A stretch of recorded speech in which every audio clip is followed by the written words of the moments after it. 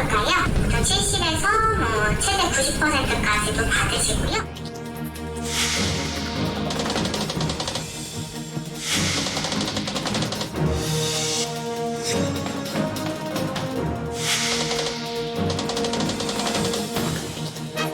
필수 의료와의 균형을 도모하고 실손보험과 미용의료 개선 등 비급여 시장의 정상화도 함께 추진하겠습니다.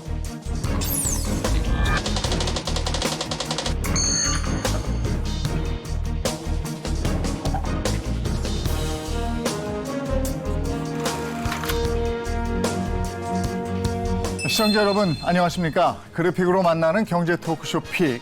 복잡한 경제 이슈를 쉽고 명확하게 전달해 드리겠습니다. 의사 증원 문제로 인한 의료 대란이 이어지고 있는 가운데 정부가 의료 개혁에 속도를 내고 있습니다. 핵심은 필수 의료의 위기를 어떻게 극복하느냐인데요.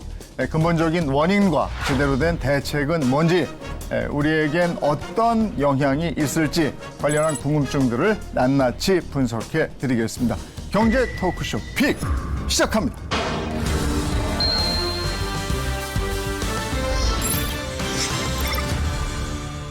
네, 함께해 주실 분들 소개해 드리겠습니다. 필수 의료의 위기와 대책에 대해서 짚어주실 정재훈 가천대 의대 예방의학과 교수 나오셨습니다. 어서 오십시오. 네, 안녕하세요.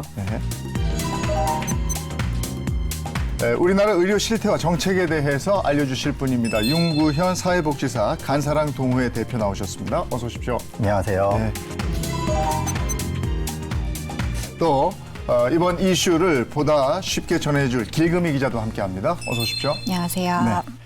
네. 먼저 대한민국 의료계가 당면한 가장 큰 문제 중에 하나, 필수 의료 기피 현상인데요.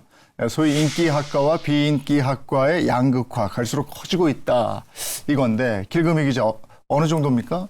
네, 우선 이 보건복지부의 올 상반기 전공의 모집 결과에 따르면요.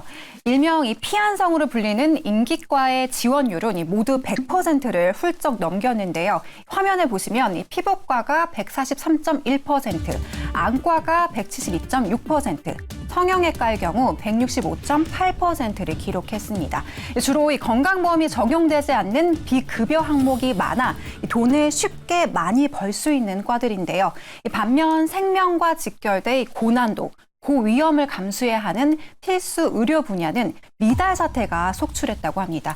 산부인과는 67.4%, 심장혈관 흉부외과는 38.1%로 이 정원을 다 채우지 못했고요.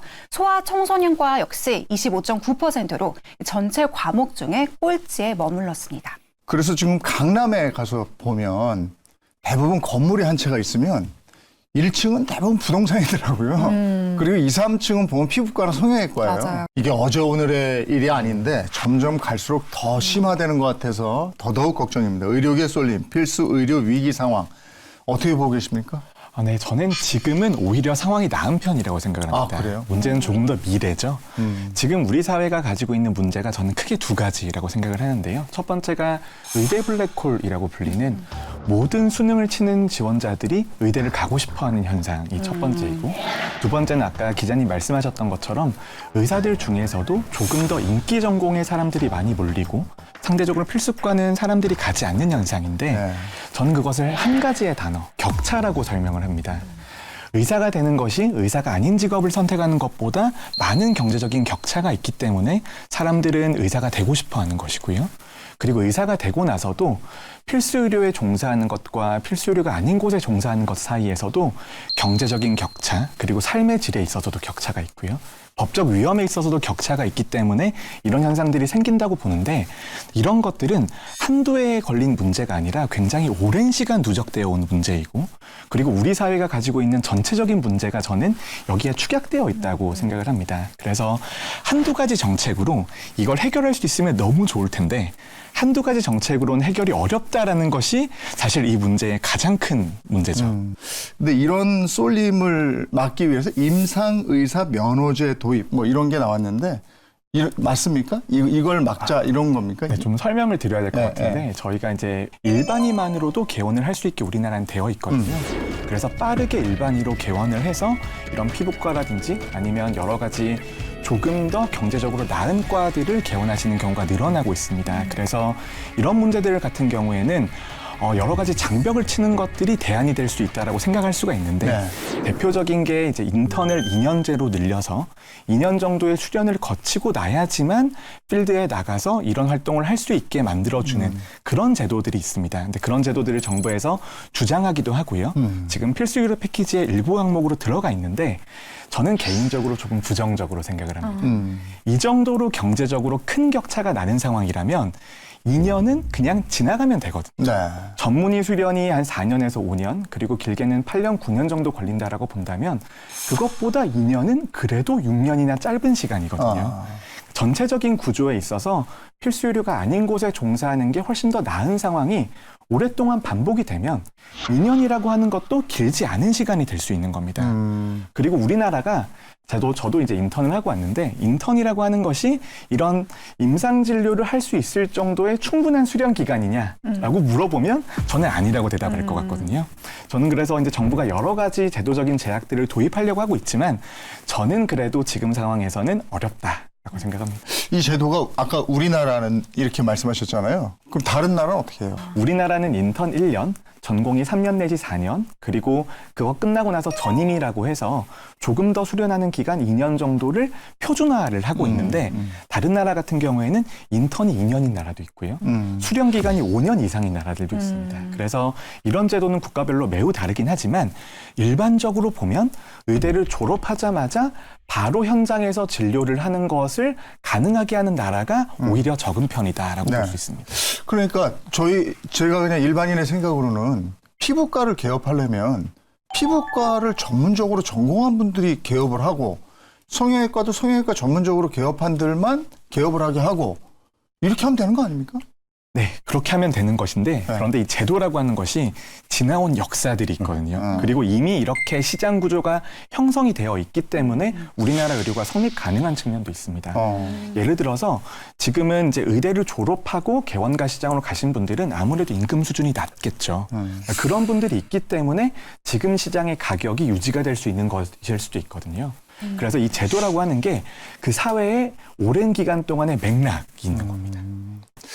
자, 그럼 이번에는 의료비 지출 관련해서 한번 짚어보도록 하죠. 지금 소위 얘기해서 인기과, 피부과, 성형외과, 안과, 이런 부분들이 비급여 진료 항목이 많잖아요. 그러면 비급여 진료가 늘어나면 국민 의료비 지출도 빠르게 늘어나는 거죠? 그렇습니다. 우리나라 국민이 1년간 지출한 의료비가 7년 새 무려 2배 가까이 늘어서 2022년 기준 120조 원을 넘었다고 합니다. 전 국민이 1년간 이 보건 의료 서비스에 지출한 총액을 뜻하는 것을 저희가 경상 의료비라고 지칭을 하는데요. 화면을 보시면 한국은 2022년을 기해 GDP 대비 9.7%로 OECD 평균이 9.3%를 넘어섰습니다. 가끔 저도 그거 병원 가서 지난번에 여기 이제 다쳐가지고 병원에 갔더니 연고인데 이거는 비급여 항목이래. 아, 연고의 경우. 예. 그래서 좀 비싸대요. 그래도 그걸 꺼내시는데 아니고요. 이렇게 할 수가 없는 거거든요. 이 의료비 지출 이게 늘어나는 이유 요거 한번 짚어보죠. 교수님부터 말씀해 주시죠. 이제 많은 분들이 비급여나 실손보험 때문에 의료비가 매우 급격하게 늘어난다라고 생각을 하시는데 그것은 반만 정답입니다.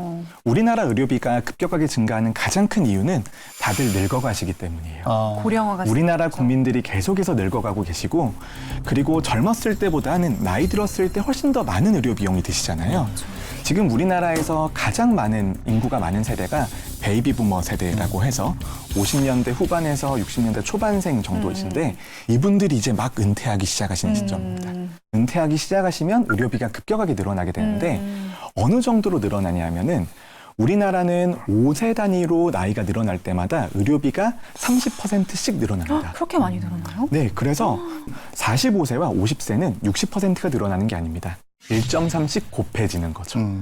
그래서 그 정도로 나이가 들면 들수록 의료비가 급격하게 늘어나는데 간단하게 생각을 해보면 복리라는 개념 없이 5년에 30% 늘어나는 겁니다. 그럼 1년에는 6%가 늘어나게 되겠죠. 근데 우리나라는 건강 수명도 계속해서 늘어나고 있기 때문에 연간 의료비는 한 5에서 6% 정도는 자연 증가합니다. 근데 여기가 이제 약간 경제 위주로 이슈를 다루시잖아요. 근데 어떤 시장이 연간 5% 성장이 담보가 되어 있는 시장이 있다. 너무나 좋은 시장이지 않겠습니까? 그렇기 때문에 거시적인 구조로 보면 우리나라 의료 시장은 너무나 좋을 수밖에 없는 겁니다. 그리고 우리나라는 이 성장하는 시장을 계속해서 재원으로 뒷받침을 해왔습니다. 국민들이 원하시는 만큼 병원에 보내드렸기 때문에 그리고 그분들이 나이가 들어가시면서 의료 수요가 늘어나기 때문에 이런 현상들이 발생하는 거죠. 노령 인구가 늘어난다. 그래서 병원에 갈 일이 더 많아지고 그래서 의료비 지출이 더 늘어난다. 근데 27년 동안 의사의 증원은 없었다. 그러면 의사 수 늘리는 게 맞는 거 아닙니까? 그게 대단한 질문을 하셨는데 지난 20년 동안 우리 이제 의료계와 또 정부나 아니면 시민사회계랑 두 가지 이슈에 대해서 서로 똑같은 논리로 서로 반박을 했던 게 있어요. 그리고 너무 적지 않냐. 그러면 의료계에서는 그래도 증가율은 가장 빠르다. 요걸로 반박을 했고요. 의료비로 가면 의료계에서는 의료비 우리나라 너무 적게 지출을 한다. OECD도 2000년에는 우리나라가 OECD가 제일 경상 의료비 질이 제일 작았었습니다. 그런데 이제 정부나 시민사회 쪽에서는 증가율은 가장 빠르다. 해가지고 양쪽에서 서로 똑같은 논리로 티격태격 했는데 이제 결과적으로는 두 개가 다 이제 인구 고령화 때문에 문제가 되는 거죠. 그런데 의사는 말씀하신 것처럼 정원이 동결된 거지 의사 수 자체가 안 늘어난 건 아니고요. 좀 이제 어느 정도 늘어나긴 했는데 그게 과연 우리나라 이제 앞으로 늘어나게 될 의료 수요를 충당할 만큼인가라는 것에 이제 의견이 있는 것이죠. 인구 고령화에 따른 병원 이용 증가. 여기 이제 경제 다루니까 네네. 아까 그 얘기도 네네. 해주셨잖아요. 네네. 그러면 의사 수 늘리는 건 당연한 거 아닌가? 이렇게 듣는 분들도 계실 텐데 교수님 거기에 대해서는 뭐라고 네, 얘기해요? 저는 이제 지금 정책에 대해서 중립 내지는 반대에 가까운 입장이었어요. 근데 저는 이제 어떻게 생각하냐면 과연 이 의료 수요의 증가를 미래 세대가 감당해 줄 수 있겠는가라는 관점으로 저는 바라봐야 된다고 생각을 합니다. 의료 시장이 계속해서 성장을 하고 있는데 성장하는 이 시장에 뒷받침되는 재원의 거의 3분의 2 정도는 공적 재원이거든요. 이 공적 재원은 기본적으로 세대 간의 부양의 약속입니다. 어르신들이 병원 가는 걸 젊은 세대가 열심히 병원비를 내드리는 개념이거든요. 그런데 의료 수요가 계속해서 늘어난다고 해서 계속해서 그 재원을 감당해낼 수 있겠는가? 20년 뒤, 30년 뒤에 우리의 인구 구조를 보면 어떻게 봐도 국민연금도 너무나 문제고 건강보험도 너무나 문제인 상황에서 수요를 감당하겠다는 사고방식 자체를 전 바꿔야 된다고 생각을 합니다.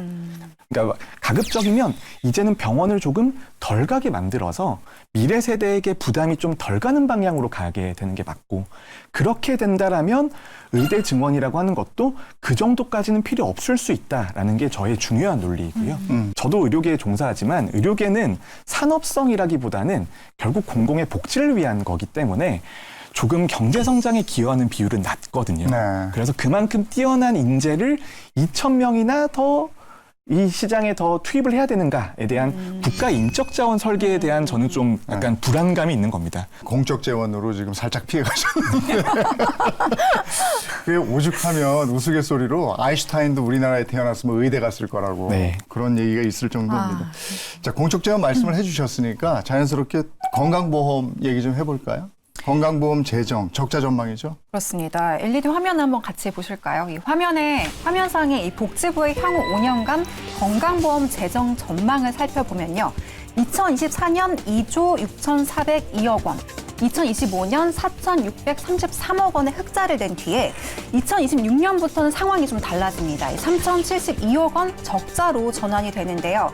이런 상태로 지속이 되면 2028년이면 적자가 무려 1조 5,836억 원까지 늘어나는 것으로 나타났습니다. 앞서 말씀하신 것처럼 앞으로 고령화가 계속되면서 이 적자폭은 계속해서 더 늘어난다는 전망입니다. 건강보험료율이 올해는 동결이 됐는데 내년에는 오른다면 얼마가 오르게 될지 이것도 또 관심거리인데요. 어떻게 보십니까? 윤 대표님 어떻게 보십니까? 저 자료가 2020년에 복지부하고 건강보험공단에서 만든 자료예요. 그런데 저기에는 중요한 두 가지 전제가 있습니다. 하나는 우리나라 국민건강보험법이 1977년에 만들어졌는데 그때 만들어진 조항이 뭐가 있었냐면 건강보험료는 8% 이내에서 정한다라고 돼 있었어요. 사실 저 자료는 8%를 개정해야 될 것 같습니다. 라는 의미로 만든 것이고 또 하나는 14%인데 좀 더 많이 주세요. 라는 취지로 만든 거예요. 근데 그게 자꾸 이제 재정 적자 얘기로 나오는 것이고요. 그리고 건강보험은 1년 동안 거둔 돈을 1년 동안 다 쓰는 구조입니다. 그래서 국민연금은 적립금이라고 하는데 건강보험은 준비금이라고 하잖아요. 저거는 만약의 사태, 갑자기 지출이 늘어날 걸 대비해서 만들어 놓은 돈이지 저거를 쌓아놔서 나중에 쓰려고 만들어 놓은 돈은 아니에요. 그리고 저 액수가 건강보험 재정의 50%까지 쌓도록 되어 이제 지금 한 25% 정도로 쌓고 있거든요. 그런데 다른 나라들 같은 경우도 보통 많이 쌓으면 25%, 적게는 2주분만 쌓습니다. 그러면은 중요한 건 뭐다? 건강보험료가 8%가 아니라 앞으로 계속 늘어나야 될 것 같다. 독일이나 프랑스 같은 나라들은 한 14% 정도 내거든요. 그 정도까지 오를 수 있다라고 생각을 해야 되는 거죠. 연금도 더 많이 내야 되고 네. 건강보험료도 더 많이 내야 되고 진짜 큰일 났는데 정 교수님께서는 건강보험의 지출 관리에 신경을 써야 된다. 이걸 강조하시는 거죠? 지출 관리라고 하는 것은 국민들에게는 병원에 아파도 가지 마세요. 라는 말과 동일한 이야기거든요. 근데 그것을 어떠한 정부나 어떠한 정치인이 그런 이야기를 할 수 있겠어요. 그렇죠. 근데 거기다가 우리나라는 실손보험이라는 제도가 있기 때문에 지출 관리를 할 수 있는 가장 강력한 수단은 뭐냐면 가격신호입니다. 병원을 가게 되면 내가 돈을 내야 돼. 그 돈은 내가 감당하기가 조금 부담스러워. 이런 생각이 있어야 병원을 조금 덜 가실 수 있는 거거든요.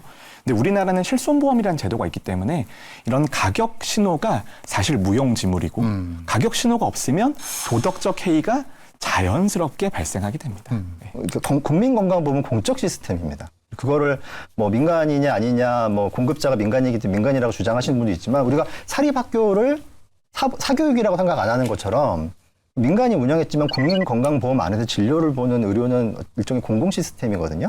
내가 원하는 학교를 가고 내가 원하는 담임 선생님을 내가 정하는 거랑 똑같은 구조로 돌아가는 거고 있는 게 우리나라 의료입니다. 공공성이라고 하면 그게 불가능한 거예요. 저기 강원도에 있는 사람이 강남 8학군에 있는 학교를 내가 가고 싶다고 갈 수 있는 건 아니거든요. 근데 이제 외고나 아니면 좋은 대학을 얘기를 할 수 있잖아요. 그거는 너의 수학 능력이 이걸 따라갈 수 있는 거라는 걸 증명했기 때문에 갈 수 있는 겁니다. 의료를 하면은 네가 많이 아프기 때문에 이렇게 고도의 의료 기술을 할 수 있는 의사를 만나는 것이지 너는 아직 그 정도로 아프지 않으면 이 병원이 아니라 요 병원을 가야 돼. 이게 공공의료 시스템인 거거든요. 그런데 공공의료를 강조하시는 분들도 요 얘기는 하지 않으세요.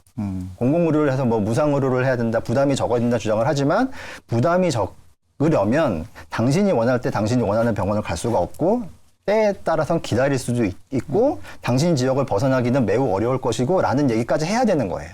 내가 내 몸을 맡길 의사 선생님은 서울의 대형 병원에 계신 그 유명한 의사 선생님이고 그냥 공공의료 시스템의 혜택으로 나는 그 의사 선생님한테 진료를 받고 싶다.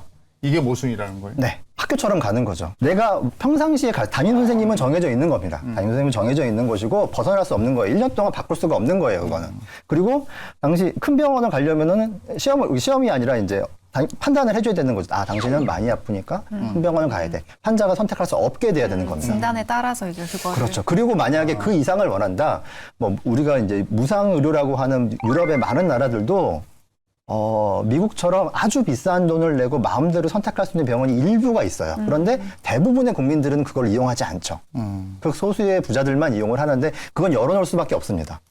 병원에 가면 아까 제가 이거 비의료 진료 항목인데 이거 쓰시겠습니까? 네. 하고 그 전에 물어보는 게 실손 있으시죠? 그쵸. 이거예요. 항상 여쭤보시죠. 네. 이러다 보니까 실손 보험은 이미 적자라면서요. 그렇습니다. 지금 화면을 한번 같이 보실까요? 지난해 실손 의료보험의 적자는요, 약 2조 원까지 늘어난 것으로 집계가 됐는데요. 전년 대비 적자 규모가 4,337억 원 늘어난 겁니다. 이 손해율이 100%를 넘으면 받은 보험료보다 이 나간 보험금이 더 많다는 의미인데요.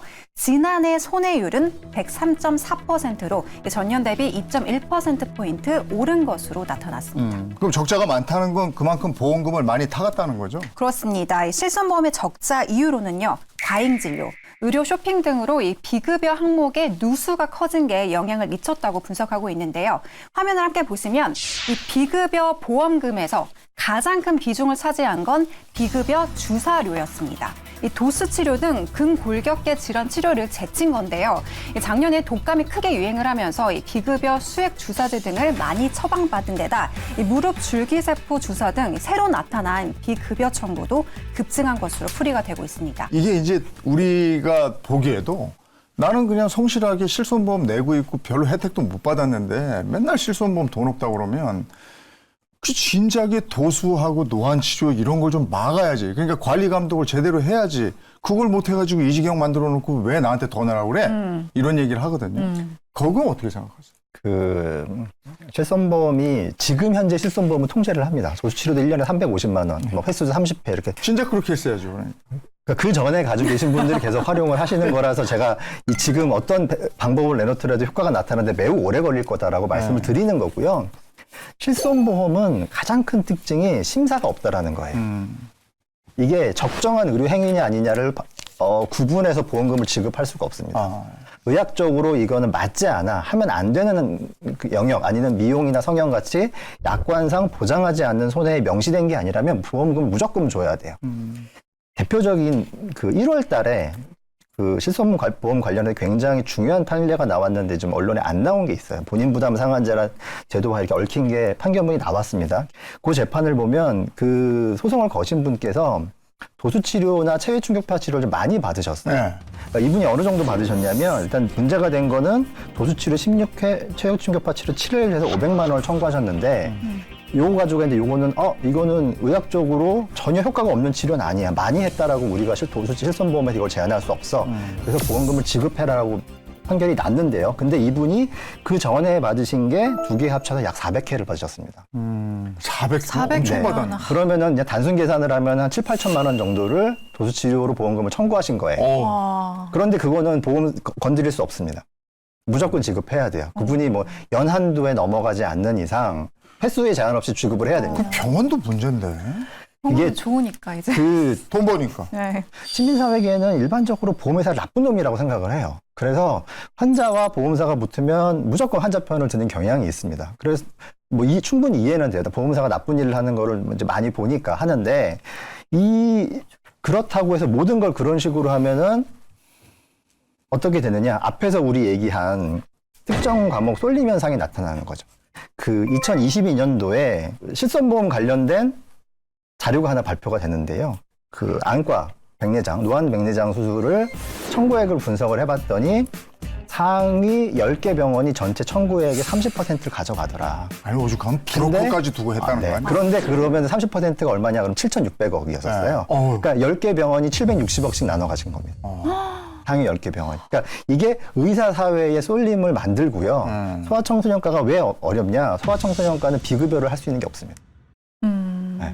아이들 뭐 10살짜리가 뭐 연인인지 수액을 맞을 거예요. 지금 말씀 잘해주신 게 우리가 왜 의료계 얘기하다가 갑자기 실손보험으로 갔냐, 뭐 건강보험 왜 얘기 다 관계가 있습니다. 지금 이제 말씀처럼 쏠림 현상을 만들어낸 계기가 됐잖아요. 돈줄이 일로 들어오는데 그거 안 할 사람이 어디 있겠어요? 그렇습니다. 이 환자들은 너무 쉽게 의료 쇼핑을 하고 의사들은 이렇게 이 돈이 되는 비급여 항목이 많은 분야로 몰리게 될 수밖에 없는 실정인데요. 그 실태와 대책에 대해 제가 알아봤습니다.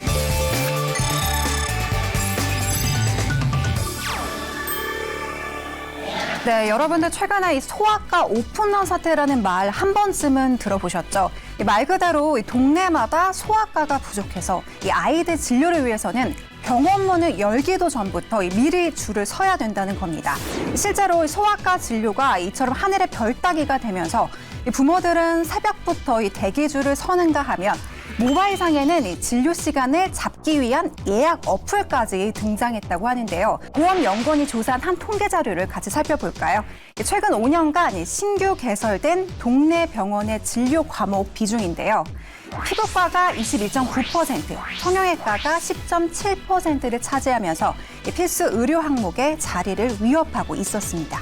평균 연소득으로 살펴보니까요. 비급여율이 가장 높은 안과의 경우 3억 8천만 원대를 나타내 소득이 가장 높은 항목으로 꼽혔고요. 또 비급여율이 30%대로 높은 항목들인 정형외과와 신경외과 또한 역시 높은 소득을 기록하며 이 상위 과목에 나란히 이름을 올렸습니다. 대체로 비급여율이 높을수록 이 소득도 높은 것으로 나타난 건데요. 사태가 이렇게 심각해지자 이 정부와 정치권도 이제 더는 놔둘 수 없다며 이 제도 개편 움직임에 나서는 모습인데요. 특히 4.10 총선에서 승리를 거둔 더불어민주당은 이 실손 의료보험이 필수 의료 체계를 약화시키는 의료 편중의 원인이라면서 이른바 실손보험 3자 계약제 도입을 주장하면서 이 실손보험 제도 개혁을 추진하고 있는 상황입니다. 이 실손보험 제도를 개선하기 위해 일선에서 논의하고 계시는 정선희 보험연구원 연구조정실장을 저희가 직접 만나봤습니다. 보면 저희가 비급여가 전체 지급보험 중에 60%를 차지하는데 그중에서도 몇몇 비급여에 집중되는 현상이 있거든요. 무릎줄기 세포주사라는 부분이 요즘 눈에 띄는데요. 이런 식으로 이전에는 잘 사용하지 않았던 새로운 비급여 항목들이 보험금 청구에서 눈에 띄게 늘어나는 모습을 보이고 있습니다. 네. 저희는 얘기하고 싶어도 굉장히 그러면 오해가 될까봐 보험업계 쪽에서는 얘기를 안 꺼내는 상황인데 의료개혁 특위에서 이거를 수면 위로 올려놔서 논의는 또 오히려 될 것 같습니다. 비급여 보고제를 포함해서 그런 부분들이 효과적으로 할 수 있도록 강하게 드라이브를 걸고 그 효과를 조금 더 공개했으면 좋겠어요. 거기에다 얹어서 이제 비급여 관리를 위해서 그 전체적인 의료 체계에서 비급여 관리 방향이 세워지면 그 안에서 이제 그 방향성 산에서 좀 더 비급여 관리가 되기 위한 걸 더 얻는 면에서 이제 상품구조 개편이 이루어져야 되지 않겠나라는 거죠. 이 실손보험이 생겼을 때 그때 바로 가입하신 분들은 보험 소비자 또는 환자 입장에서 가장 이익이에요. 뭐든 다 돼요. 그래서 그게 도깨비 방망이 같은 역할을 해서 아파서 병원 가면 내가 낼 돈이 없거든요. 근데 계속해서 지금 몇 번씩 바뀌면서 이 갱신형으로 최근 거는 내가 낼 돈이 많아진 거예요. 근데 이렇게 가는 게 맞다고 보시는 건가요? 일단 그러한 방법이라도 써야 되는 것이고요. 이 제도가 처음 들어왔을 때에는 이 정도의 부작용을 예상하지 못했던 것 같습니다. 그래서 실손보험이 들어오고 나서 한 10년 정도 지나고 나니까 의료계와 정부 모두에서 화들짝 놀란 겁니다. 이게 이 정도로 본인 부담금이나 아니면 비급여에 대한 보장이라고 하는 게 가혹한 쏠림을 만들어낼 수 있구나라는 것을 알게 된 게 한 지금으로부터 10년 정도 전이 됐습니다. 그래서 그때부터 새로운 시대의 표준약관도 도입하고 갱신도 하고 뭐 공급자도 여러 가지 방법으로 통제를 해보고 국민들에게도 홍보도 해봤지만 백약이 무효했거든요. 그래서 이 어느 정도의 뭐 3자 같은 이야기, 3자 계약제 같은 이야기도 나오고 있긴 있지만 저는 그래도 아직까지는 굉장히 어려울 거라고 생각을 합니다. 이건 국민이 일단 너무나 편리하다는 걸 알고 계시는 상황이고요. 그다음에 또 하나는 저는 그래도 이제 공급자에 대한 어느 정도의 통제는 저는 필요하다고 생각합니다. 그게 가혹한 통제는 아니더라도 의학적으로는 전혀 근거가 없는데 비급여 항목에 들어온 것들도 있고 그다음에 누가 봐도 이건 너무나 과도한 것들이 있거든요. 그런 것들을 이제 좀 제한을 할 필요도 있고요. 과잉 진료 없애야 될 거고 의료 쇼핑 이런 거 없애야 될 거고 이게 다 도덕적인 해이 아니겠습니까? 이런 거 없애기 위해서는 교수님 어떻게 해야 됩니까? 몇 가지 저희가 생각하는 것은 있습니다. 첫 번째는 뭐냐면 실손보험에 있어서 그러니까 철저한 제도의 재설계 내지는 실손보험 전체를 한 번에 좀 제약을 할 수 있는 특별법의 위반 이런 것들이 저는 필요하다고 생각을 하고요. 그 다음에 두 번째는 뭐냐면 이제 공급자의 측면에서도 실손보험으로 우리가 성장한 병원 같은 경우에는 우리 공급자의 입장이긴 하지만 우리 사회 안에서도 어느 정도 자정의 노력이 필요합니다. 그러니까 의사들 사회 안에서도 너무나 부도덕한 영역은 사실 그 영역 때문에 다른 영역이 침해를 받는 거거든요. 선진국들은 어떻게 하냐? 공급자, 소비자를 모두 통제합니다. 환자가 아프다고 해서 원하는 병원 못 가고요. 응급이 아니면 1, 2주는 최소한 기다려야 되고요. 심한 경우는 암에 걸려도 한두 달 기다려야 되는 경우도 비일비재하고요. 공급자는 그럼 어떻게 하느냐? 환자를 많이 본다고 돈을 더 주지 않습니다. 그냥 고정된 액수를 주고 이 돈 안에서 당신이 환자를 몇 명을 보건 우리는 통제하지 않아. 다만 환자의 결과가 나쁘면은 페널티를 주고 좋으면 인센티브를 줄게. 이 정도로 돌아가거든요. 우리나라도 결국 그렇게 갈 수밖에 없지 않느냐. 그런데 이거는 공급자도 싫어하는 얘기고 소비자도 싫어하는 얘기거든요. 쉽게 하기가 어려운 거죠. 그나마 저는 희망이 있다라고 보는 거는 국민연금은 30년, 40년 뒤에 일 때문에 미리 해야 되는 건데 국민건강보험은 어느 순간이 되면 안 하면 안 되는 순간이 오게 될 거예요. 그 시점에 정치인들은 이거 손을 안 댈 수 없을 겁니다. 그래서 국민연금보다는 그나마 좀 빨리 바뀌지 않을까라는 생각이 돼요. 의료개혁, 이 타이밍을 놓치면 안 된다. 그 왜 필요한지 그 개혁의 필요성 이거 한번 말씀을 듣고 싶어요. 제가 너무나 우리 미래 세대를 걱정하는 척 이야기를 하지만 사실 저희 집에 쌍둥이 아들이 있습니다. 쌍둥이 아들이 16년생인데 예. 그 아이들이 나중에 세금을 내게 되었을 때 우리나라 보건의료 시스템이 과연 유지가 될까? 그러니까 거기에 대한 문제가 있기 때문에 지금 개혁하지 않으면 지속 가능성이 너무나 떨어지게 됩니다. 국민연금과 동일한 문제이고 그리고 국민연금과 마찬가지로 낮은 출산율 때문에 지속 가능성은 계속해서 깎이고 있는 상황입니다. 그래서 그 전에 개혁이 필요하고 그다음에 또 하나는 지금 의료시장의 성장이나 이런 계속해서 수요가 늘어나는 것들을 억제하지 않으면 더 많은 국가의 뛰어난 인재들이 노인의료 아니면 노령화 시대에서의 의료시장에 투입되게 될 겁니다. 그거는 장기적으로 우리나라의 경제성장 동력을 더 줄이게 된 일이 되는 거죠. 예. 그렇다면 지금 당장 의료체계 개선은 그 당신의 부담을 담보로 할 수도 있습니다라는 겁니까? 정확하세요. 예. 이제 우리의 모든 사회적인 제도 아니면 복지라고 하는 것이 비용이 초래가 될 수 있다라는 것을 국민들이 인지하셔야지만 이 문제가 해결이 되는 겁니다. 저는 비용 부담도 약간 이견은 있는 게 그 일반적으로는 환자가 부담하는 돈으로 수요를 통제하진 않아요. 전문가의 판단, 그러니까 의사의 판단으로 수요를 통제하는데 그걸 국민들이 따르는 거죠. 그걸 어떻게 따르느냐는 아까 말씀한 문화의 문제라고 생각을 하고 누구나 다 똑같은 의료 혜택을 받는 지금 공공의료 시스템은 붕괴의 위험이 있다. 그리고 내 후손들도 지금 같은 의료 혜택을 볼 수 없을 것이다. 지금 같은 공공의료 혜택을 보면서 조금 더 나은 혜택을 보려거든 주머니에 있는 돈을 꺼내야 된다. 꺼내기도 하면서 병원을 덜 가야 통제도 받아야 병원을 된다. 덜 가야 된다. 그리고 공급자에게 나누는 공급자도 마찬가지로 내가 환자를 검사를 더 한다고 해서 이분을 2번 할 거 3번 온다고 해서 내 수입이 늘어나지 않는다라는 조건도 만들어야 돼요. 그럼 일 안 하죠. 그래서 기다리는 겁니다. 유럽의 환자들이 그래서 기다리는 겁니다. 의사들이 환자가 줄을 서더라도 퇴근 시간 되면 그냥 집에 가는 거죠. 월급쟁이니까요. 우린 그렇게 가는 위험 부담은 좀 안 했으면 좋겠어. 의사들이 일을 안 하면 안 되죠.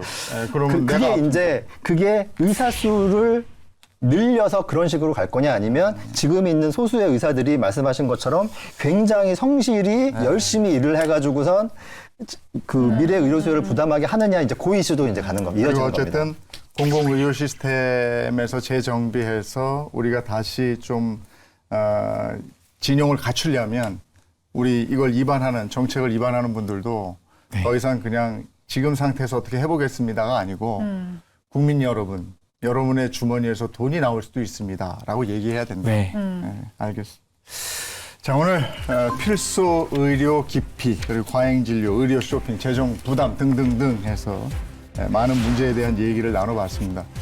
시원하지가 않네요. 좀 답답한 마음인데 의료 체제 개선이 필요한 시점이라는 건 아마 다 인정을 하실 겁니다. 국민들의 건강과 삶이 직결된 문제입니다. 지금 이 타이밍을 또 놓치면 안 되겠고요. 다 같이 좀 생각을 해봐야 될 문제입니다. 오늘 경제 토크쇼 픽 여기서 인사드리겠습니다. 고맙습니다.